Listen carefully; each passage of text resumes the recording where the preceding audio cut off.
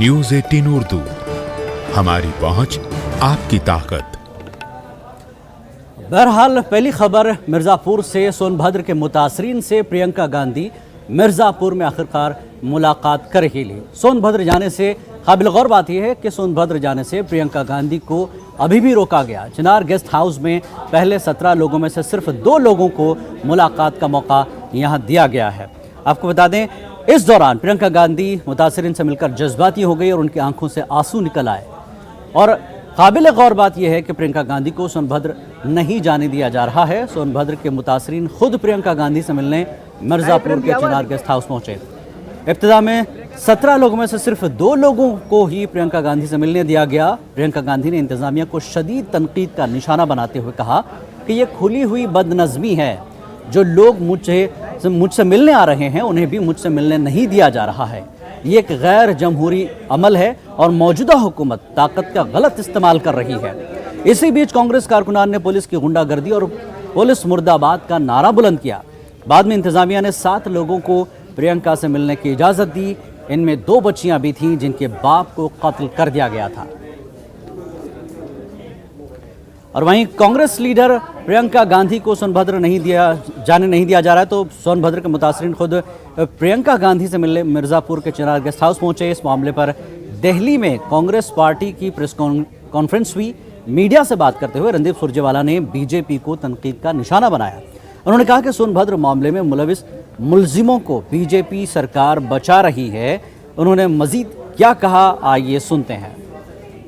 एक तरफ तो श्रीमती प्रियंका गांधी और विपक्ष अन्य विपक्षी दलों के नेताओं को गिरफ्तार कर प्रजातंत्र का दमन चक्र चला रहे हैं और दूसरी तरफ सोनभद्र नरसंहार के आरोपियों का आदित्यनाथ सरकार संरक्षण कर रही है, उन्हें बचा रही है। ये हत्याएं संस्थागत मानी जाएं। कल से कांग्रेस महासचिव श्रीमती प्रियंका गांधी वड्रा को गिरफ्तार कर चुनार गेस्ट हाउस में नजरबंद कर रखा है। श्रीमती प्रियंका गांधी और कांग्रेस के नेताओं का कसूर इतना ही है कि वो सोनभद्र जाकर पीड़ित परिवारों के आंसू पोंछना चाहती थी और दुख साझा करना चाहती हैं। जिन्होंने खुलेआम हो रही गुंडागर्दी के चलते परिवार के 10 सदस्यों की हत्या का खौफनाक मंजर अपनी आंखों से देखा। दूसरी ओर आदित्यनाथ सरकार ने पूरे उम्भा गांव को छावनी में तब्दील कर दिया है। यहां तक कि भाजपा सरकार के आदेश पर गांव में आने जाने पर भी संपूर्ण प्रतिबंध है। क्या कारण है कि आज भी जब सुबह तड़के 6 बजे से उन आदिवासी परिवारों के कुछ सदस्य प्रियंका जी से मिलने चुनार गेस्ट हाउस में आए, तो 6 बजे से 6 घंटे तक पुलिस ने उन्हें धक्के मारकर रोके रखा। क्या उत्तर प्रदेश में अब कानून और संविधान का शासन खत्म हो गया है? सोनभद्र मामले पर कांग्रेस के सीनियर लीडर राशिद अल्वी ने क्या कहा, आइए सुनते हैं। कांग्रेस पार्टी के वरिष्ठ नेता राशिद अल्वी साहब हैं। सर, देखा जाए तो इस समय सोनभद्र में जो राजनीतिक घटनाक्रम चल रहा है, प्रियंका गांधी अभी भी अड़ी हुई हैं, उनको रोका गया है, पूरे मामले को आप कैसे देखते हैं? देखिए, उत्तर प्रदेश की सरकार की नाकामी है। उनको पहले से मालूम था बदमाश की हरकत करने वाले। पुलिस ने कोई कार्रवाई नहीं की। जहां काम करना चाहिए था वहां पुलिस काम नहीं कर रही है। 10 लोग मारे गए।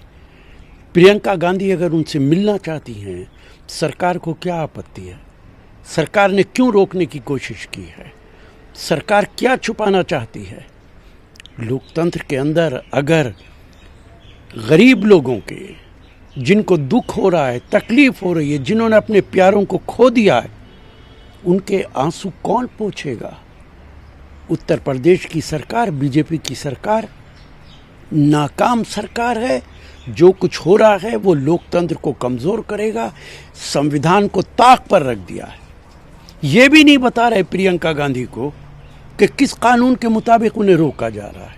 आखिर क्यों रोका जा रहा है? आपको क्या लगता है? आप काफी लंबे समय से राजनीति में हैं, इस तरह की घटना पे क्यों रोका जा रहा है? क्यों रोका जा रहा है, इस सवाल का जवाब तो योगी आदित्यनाथ देंगे। लेकिन मेरा सवाल यह है कि वो क्या छुपाना चाहते हैं।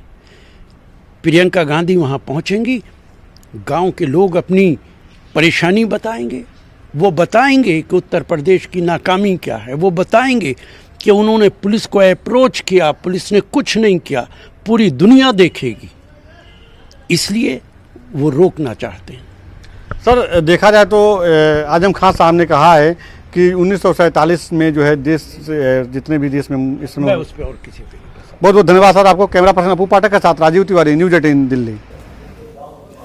और वहीं कबायली उमूर के वजीर अर्जुन मुंडा ने कहा कि सोनभद्र के कसूरवारों को किसी हालत में बख्शा नहीं जाएगा और फिलहाल इस पूरे मामले की जानकारी ली जा रही है। जनजातीय मामलों के मंत्री अर्जुन मुंडा से। सर, सोनभद्र में जिस तरह की घटना सामने आई है, आदिवासी समुदाय के जो लोग हैं उनकी हत्या हो गई है, कैसे देखते हैं तमाम चीजों का? आखिर ये अत्याचार कब तक? जघन्य घटना है, इस तरह की घटना नहीं घटनी चाहिए। इस तरह की घटना घट चुकी है। अब राज्य सरकार की जिम्मेदारी है कि जो दोषी है उस पर त्वरित कार्रवाई करे और यह सुनिश्चित करे कि ऐसे लोगों को कठोर से कठोर सजा मिले, जिससे यह सुनिश्चित हो इस तरह की घटना की पुनरावृत्ति नहीं हो। आदिवासी और भी राज्यों में हैं, खासतौर से आपके झारखंड में है, छत्तीसगढ़ में है, उनकी जमीन को लेकर के कहीं ना कहीं एक इस तरह की समस्या आती रहती है। कैसे आगे कोई ऐसा मैकेनिज्म हो, ऐसा कोई प्लान जिससे आदिवासियों के साथ लोगों के क्लैश न हो, किस तरह की आप कुछ योजना बना रहे हैं? अपराध नियंत्रण की जिम्मेदारी राज्य सरकार की होती है, लेकिन चूंकि आदिवासी समुदाय से भारी संख्या में लोग हताहत हुए हैं तो इसकी जानकारी हम भी रख रहे हैं और मंत्रालय संवेदनशील है कि ऐसे मामले पर उन लोगों को न्याय मिले जो हताहत हुए हैं, जिनकी हत्या की गई है, और साथ ही साथ वैसे दोषियों को कठोर सजा मिले। प्रियंका गांधी को रोका गया, उसको लेकर कांग्रेस सवाल खड़ा कर रही है। देखिए, ऐसा है कि कौन जा रहा है, नहीं जा रहा है, क्या मामला है, वहाँ के क्या सिचुएशन है, ये राज्य सरकार आपको बेहतर बताएंगे। राज्य सरकार के लोगों की जिम्मेदारी है कि इन सारी चीज़ों को देखे और राज्य सरकार ये निश्चित रूप से चीज़ों को ध्यान में रखते हुए ही कुछ इस तरह के बातों को कह रही होगी। पर मैं ये कहूँगा कि इसको राजनीतिक दृष्टि से नहीं देखना चाहिए। एक संवेदनशील मामला है, उसे न्याय मिलना चाहिए और इस तरह की घटना की पुनरावृत्ति नहीं होनी चाहिए। चलिए, बहुत बहुत धन्यवाद। तो ये थे जनजातीय मामलों के मंत्री अर्जुन मुंडा। कैमरामैन प्रहलाद के साथ अमितेश, न्यूज़ 18 दिल्ली। और वहीं सोनभद्र मामले पर जब तृणमूल कांग्रेस के लोग पहुंचना चाहते थे, बनारस एयरपोर्ट पर ही इंतजामिया ने उन्हें रोक दिया है और तृणमूल कांग्रेस के वक्त जिस तरह से उन्हें रोका गया, एयरपोर्ट पर ही वो धरने पर बैठ गए। उसमें डेरेक ओब्रायन का कहना है, जो रुकन पार्लियामेंट है टीएमसी के, उन्होंने कहा कि 144 जो है 4 से ज़्यादा लोगों पर लगता है, जबकि उनके अरकान के जो वफ्द में लोग शामिल हैं वो सिर्फ 3 लोग हैं।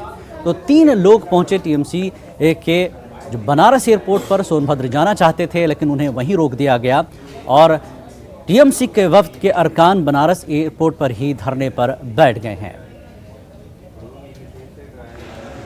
सांसदीय दल यहाँ राज्य में अलाउ भी नहीं है और बीजेपी खुद बंगाल में जाके हल्ला हुल्लू क्यों करता है यहाँ, इसलिए हम आया। हम लोग फौज अस्पताल में जाएगा, आप देख लीजिए क्या यहाँ 200 तो पुलिस ऐसा नहीं है, 200 वहाँ पुलिस भी है।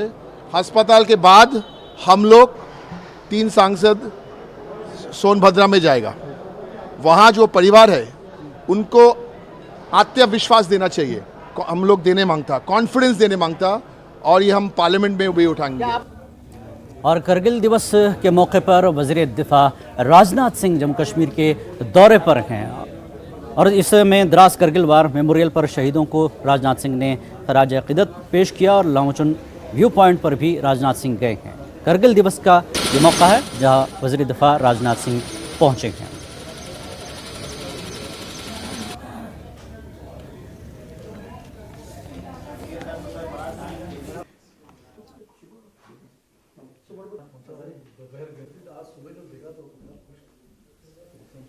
विजिट के बारे में कुछ जानकारी दो।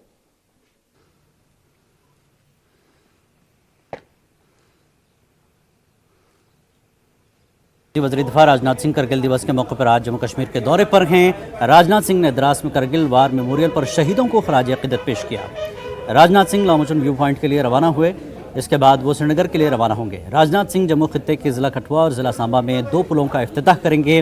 पुल की तामीर पर 50 करोड़ की लागत से की गई है। पुल मुकम्मल होने से मकामी लोगों, ख़ास तौर से सरहदी इलाकों के लोगों में खुशी की लहर है। राजनाथ सिंह सरहदी इलाकों में लोगों को पाकिस्तान की गोलाबारी से बचने के लिए बंकर की तामीर के साथ साथ फोर्स के दूसरे कुछ अहम मंसूबों का भी जायज़ा लेंगे। अमरनाथ यात्रा के पेश नज़र राजनाथ सिंह जम्मू कश्मीर की सिक्योरिटी के हालात का भी जायज़ा लेंगे।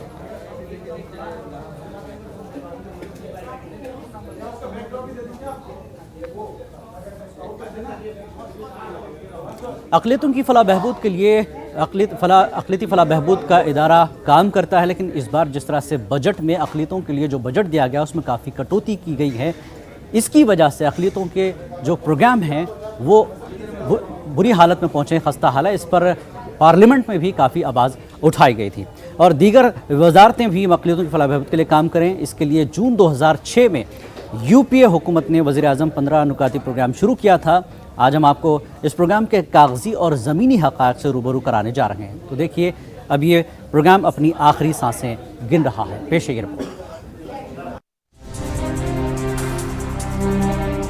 सचर कमेटी की रिपोर्ट मंजर-ए-आम पर आने के बाद यूपीए हुकूमत ने अक़लियतों की फलाह के लिए वज़ीर आज़म 15 नुकाती प्रोग्राम की शुरुआत की थी। इस प्रोग्राम से अक़लियतों की कितनी तरक्की हो पाई या इससे अक़लियतों के कितने मसाइल हल हो पाए, ये एक बड़ा सवाल है।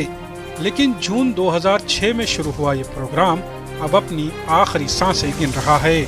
हालात ये हैं कि अब इस प्रोग्राम से जुड़ी बेशतर वजारतों ने रिपोर्ट करना ही छोड़ दिया है। माहिरीन के मुताबिक 15 नुकाती प्रोग्राम से जुड़ी मॉनिटरिंग और रिपोर्टिंग का कोई इंतजाम ही नहीं किया गया। सबसे पहले ये कहूँगा कि जो पॉलिटिकल फोकस है, जो मतलब मौजूदा गवर्नमेंट या जो पिछली गवर्नमेंट रही, उन्होंने कहीं ना कहीं उनको ये लगा कि इससे बहुत ज़्यादा कोई पॉलिटिकल बेनिफिट नहीं होगा और इसी के नतीजे में इन्होंने 15 पॉइंट प्रोग्राम को डंप करना शुरू किया। और उसमें जो शुरुआत हुई वो ख़ास तौर से जो मॉनिटरिंग मैकेनिज़्म है उसको कमज़ोर करने से ही हुई। अगर हम अभी फ़िलहाल देखें तो ये इसमें रिपोर्टिंग नहीं हो पा रही है, ये सबसे बड़ी मतलब परेशानी वाली बात है। वज़ीर आज़म 15 नुकाती प्रोग्राम की नाकामी का सबसे अहम पहलू बजट का मुख्तस नहीं करना भी रहा। मनमोहन सिंह हुकूमत में ही प्रोग्राम के बजट में कटौती शुरू कर दी गई थी। 2012-13 में आखिरी मर्तबा बजट में इजाफा हुआ था। 2013-14 में 27,000 करोड़ बजट मुख्तस किया गया था। 2016-17 में बजट 9,930 करोड़ रुपए तक पहुंच गया। ऐसे में कांग्रेस और माहिरीन ने मोदी हुकूमत की नीयत पर सवाल खड़े किए हैं। नहीं बढ़ेगा नहीं, उनका मुसलमानों की तरफ और माइनॉरिटी की तरफ देखने का रवैया अलग है। वो उनके यहाँ के नागरिक हैं ऐसा मानने के लिए तैयार नहीं। गोलवलकर गुरुजी ने लिखा ही है कि जिनकी मातृभू और पितृभू यहाँ की नहीं, वो उनको सिविल राइट्स देने की ज़रूरत नहीं, इस तरह का लिखा हुआ है।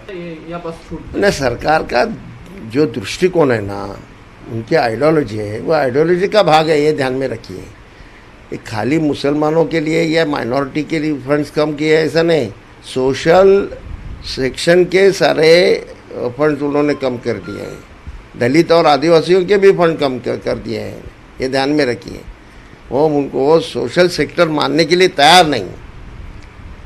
हर जगह वही हो रहा है, बातें करेंगे गरीबों की, लेकिन गरीबों को लूट के अमीरों के खिस्से में पैसे डालने के, ये उनकी नीति है। देखिए, सबका साथ, सबका विकास और सबका विश्वास सिर्फ और सिर्फ उसी वक्त मुमकिन है जबकि वज़ीर आज़म इस सिलसिले में या तो पुराने प्रोग्राम को बहाल करें या अपना कोई नया प्रोग्राम वज़ा करें अक़लियतों से मुताल्लिक़। और उसके लिए ज़रूरी है कि वो अक़लियतों के जो नुमाइंदे हैं उनको एतमाद में लें, भरोसे। वज़ीर आज़म मुद्रा स्कीम के तहत वज़ीर आज़म 15 नुकाती प्रोग्राम काम कर रहा है। इसके आदाद व शुमार के मुताबिक 2015-16 में अक़लियतों को 14,017 करोड़ रुपए कर्ज दिया गया। 2017-18 में अक़लियतों को 23,155 करोड़ रुपए कर्ज दिया गया। 2018-19 में 3,945 करोड़ रुपए कर्ज दिया गया। इन आदाद-ओ-शुमार से पता चलता है कि इन माली सालों में अक़लियतों को सिर्फ 9% ही कर्ज दिया गया। गुज़िश्ता 3 सालों में यही हाल पीने के पानी की फराहमी का भी है, जबकि वज़ीर-ए-आज़म आवास योजना के तहत कुछ अच्छा काम किया गया। और हमारी कोशिश है कि जो ज़रूरतमंद है उस तक विकास की रोशनी पहुंचनी चाहिए।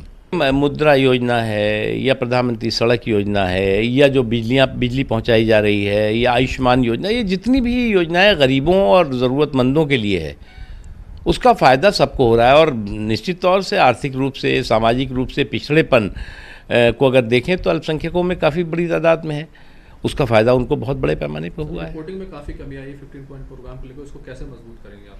उसको हम लगातार उसकी मॉनिटरिंग कर रहे हैं। आज भी मैंने चिट्ठी स्टेट को, चीफ मिनिस्टर्स को, चीफ सेक्रेटरीज को भेजी है। 2012 से 2017 के बीच 16,891 खानदानों को मकान फराहम करने का टारगेट था, लेकिन 38% टारगेट हासिल किया गया। 2017-18 में 64% टारगेट हासिल किया गया। 2018-19 में जून तक 53% टारगेट हासिल किया गया।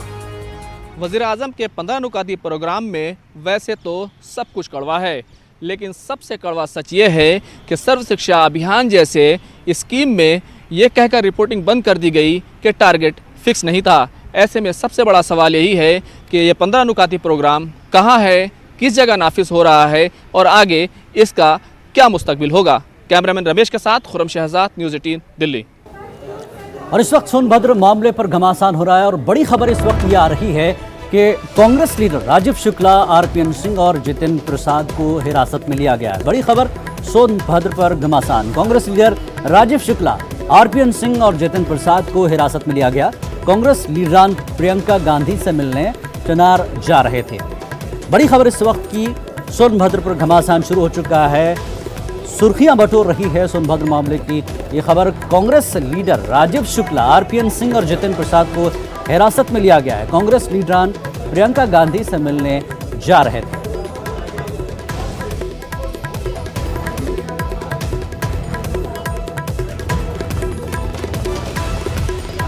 अब खुद कांग्रेस के लीडरान को प्रियंका गांधी से मिलने नहीं दिया जा रहा है। राजीव शुक्ला, आरपीएन सिंह और जितेंद्र प्रसाद को हिरासत में लिया गया है। ये लीडर प्रियंका गांधी से मिलने चुनार गेस्ट हाउस जा रहे थे।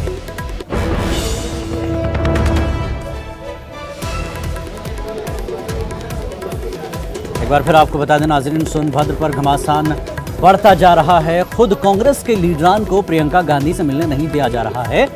कांग्रेस लीडर राजीव शुक्ला, आरपीएन सिंह और जितेंद्र प्रसाद को हिरासत में लिया गया है। ये लीडर कांग्रेस लीडर प्रियंका गांधी से मिलने चुनार गेस्ट हाउस जा रहे थे। हाथ में गनर बंदूक था, बाकी लोग के हाथ में लाठी डंडे थे।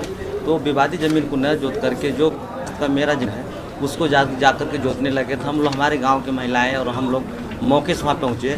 तो एक बार पहले उनसे बात करेंगे तब फिर आगे कोई बात बढ़ेगी। लेकिन ज्यों ही हमारे गांव के माँ बहने भाई पहुँचते हैं, ताबड़तोड़ लाठी गोजी बंदूक से मारकर सबको बिछा दिए। हम प्रशासन सबको फ़ोन किए, लेकिन मौके से कोई नहीं पहुँचा। और इसके बाद 1 घंटे के बाद प्रशासन आती है। उस समय 4-5 लोग वहाँ पे दम तोड़ चुके थे, बाकी लोग सांस चला था। जी, प्रशासन की तरफ से कहा गया कि 90 बीघा जमीन जो प्रधान की थी उसके लिए कब्जा लेने गए थे। आप कह रहे हैं कि आपकी जमीन थी, क्या वो उस प्रधान की जमीन नहीं थी? नहीं, वो मेरा हमारे यानी किसी और जमीन पर कब्जा करने के लिए पुश्तों से जोत रहे हैं। जो जमीन हम लोग पुश्तों से जोत रहे हैं, जिसका भी मालिकाना हक वो नहीं मिल पाया है, पुश्तों से हम जोत रहे हैं। उस जमीन को लोग जाके नहीं जोत रहे थे, जो कि खुद का हमारा गांव का काश्तकार का जमीन था, उसको जाके जोत रहे थे। अभी जो जांच हो रही है आप सेटिस्फाई हैं, संतुष्ट हैं जांच से? फिलहाल नहीं कर रही है? नहीं। क्या चाहते हैं आप बताइए? हम ये चाहते हैं कि जो ट्रस्ट की ज़मीन जो है उसको पूरे समाप्त करके उसको पूरे गांव में आदिवासी जो हमारे गांव के सबको बांट दिया जाए। आप लोग यहाँ तक पहुँचे कैसे? जब हम सुने कि दीदी जी प्रियंका जी दिल्ली से चल के 2000 किलोमीटर चल के बनारस गए, हमारे कुछ भाई वहाँ पे अभी चल रहे हैं दम। और अब खबर आजम खान को लेकर आ रही है। इल्जामात और मुकदमात में घिरे आजम खान का कहना है कि ये सब चुनाव हारने का रद्दअमल है। उन्होंने कहा कि बीजेपी उन्हें तोड़ नहीं सकती। को आधुनिकीकरण करने की बात चल रही है। बात मदरसों की नहीं है, 47 के बाद की सजाएं हैं, वो जो मिले अब क्योंकि हैं तो हैं, अब वो सज़ा तो भुगतेंगे। क्यों नहीं गए हमारे पूर्वज पाकिस्तान? उन्होंने अपना इसे वतन जाना, अब उसकी सज़ा अब जो भी मिलेगी सहेंगे। लेकिन सर सरकार ये कह रही है कि राष्ट्रवाद की भावना भरने के लिए अब मदरसों में एनसीसी और स्काउट गाइड जैसे भी जो कार्यक्रम है वो चलाए जाएंगे। मैंने कहा ना 47 के बाद की जो लगातार मॉब लिंचिंग की घटनाएं और सब 47 के बाद की सज़ा। क्यों ऐसा क्यों मानते हैं? पाकिस्तान क्यों नहीं गए? सारण में भी पीट के लोग पाकिस्तान क्यों नहीं गए अजदाद?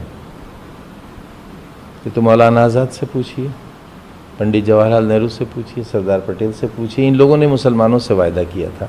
बापू से पूछिए, बापू की अपील पर रुके थे मुसलमान कि देश तुम्हारा है। अगर बंटवारा बाकी के मुसलमान भी चाहते तो देश की शक्ल ही नहीं होती। हम बंटवारे के हिस्सेदार ही नहीं थे, गुनहगार ही नहीं थे, उसकी सज़ा मिल रही।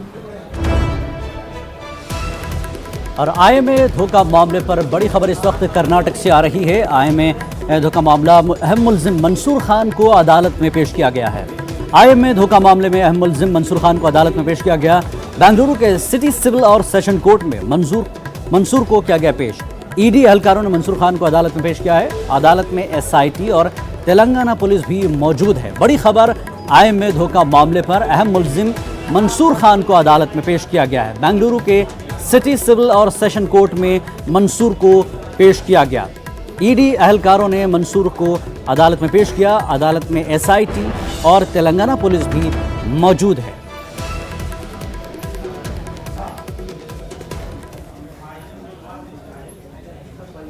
जिला अस्पताल रावसगंज में है टाउन सेंटर में, उनको इलाज नहीं हुआ कर रहे थे डॉक्टर। इलाज के लिए जब कर रहे हैं कि सर हमारा ये इलाज करिए तो कह रहे हैं पैसा दीजिए, बेड जो सीट बेड्स का पैसा दीजिए, पैसा देंगे तो इलाज होगा। यहाँ फ्री बनारस में एक और सवाल आपसे भैया, कुछ ऐसे बच्चे हैं जिनके दोनों माता पिता की हत्या की गई।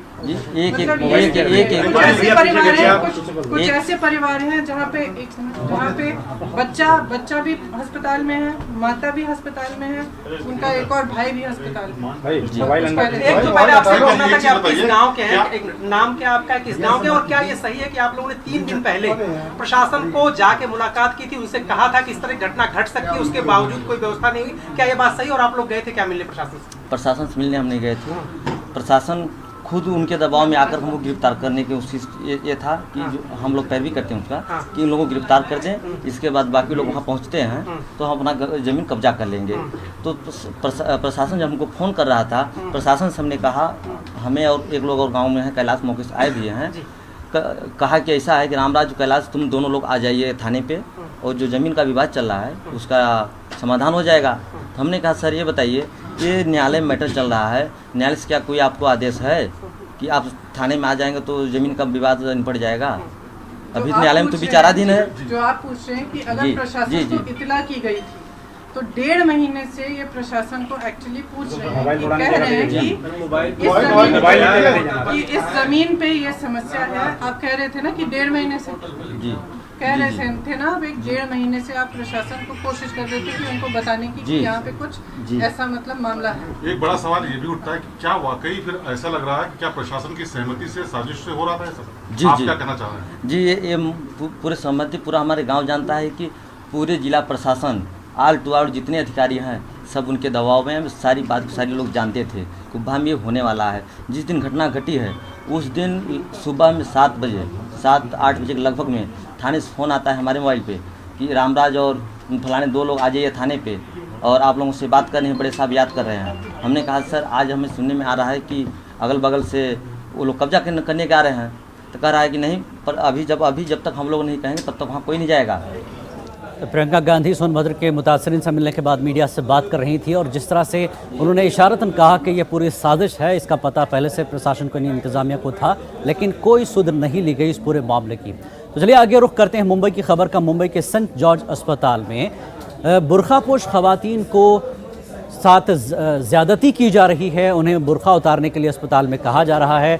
जजगी खाने में खासकर पहुंचते वक्त वहां के सिक्योरिटी एहलकार उन्हें बुर्खा उतारने पर मजबूर कर रहे हैं। वहां मौजूद एहलकारों का कहना है कि बच्चों की सिक्योरिटी को लेकर ये पूरा फैसला लिया गया है इंतज़ामिया की जानिब से, लेकिन अस्पताल में कहीं भी तहरीरी तौर पर, ज़ाब्ते के मुतालिक तहरीरी तौर पर हिदायत नहीं है। मुस्लिम सियासतदानों और तंजीमों ने अस्पताल इंतज़ामिया के इस रवैये पर गुस्से का इजहार किया है।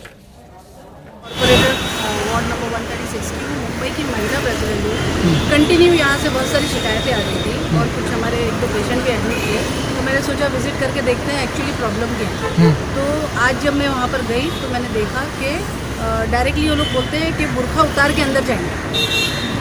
तो ये एक रिलीजियस का मामला है और मुझे नहीं लगता कि किसी हॉस्पिटल में ऐसा नियम बनाना चाहिए। बोलते क्या है, क्यों उतार के जाइए, उसके पीछे कुछ ये लोग बोलते हैं कि पहले कभी इधर बच्चा चोरी होने की वारदात होती थी, अगर ज़रूरी थोड़ी कि जिसने बच्चा उठा के ले गया वो मुस्लिम ही हो। और सबसे बड़ी बात वहाँ पे बुर्खा। और उत्तर प्रदेश से इस वक्त एक बड़ी खबर आ रही है, गवर्नर बदला जा रहा है। जी हाँ, राम नाईक की जगह अब लेंगी आनंदीबेन, यूपी की गवर्नर बन रही हैं और आनंदीबेन होंगी उत्तर प्रदेश की नई गवर्नर। गुजरात की वजीर आला रह चुकी हैं आनंदीबेन। राम नाईक को हटाकर आनंदीबेन पटेल को यूपी का गवर्नर बनाया गया है। आपको बता दें, आनंदीबेन साबिक वजीर आला रह चुकी हैं गुजरात की। राम नाईक को हटाया गया यूपी की गवर्नर सीट से, आनंदीबेन पटेल होंगी यूपी की गवर्नर।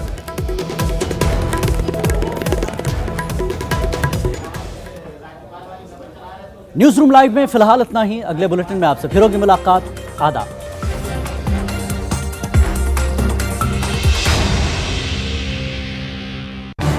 इस न्यूज हेडलाइंस के स्पॉन्सर पेट सफा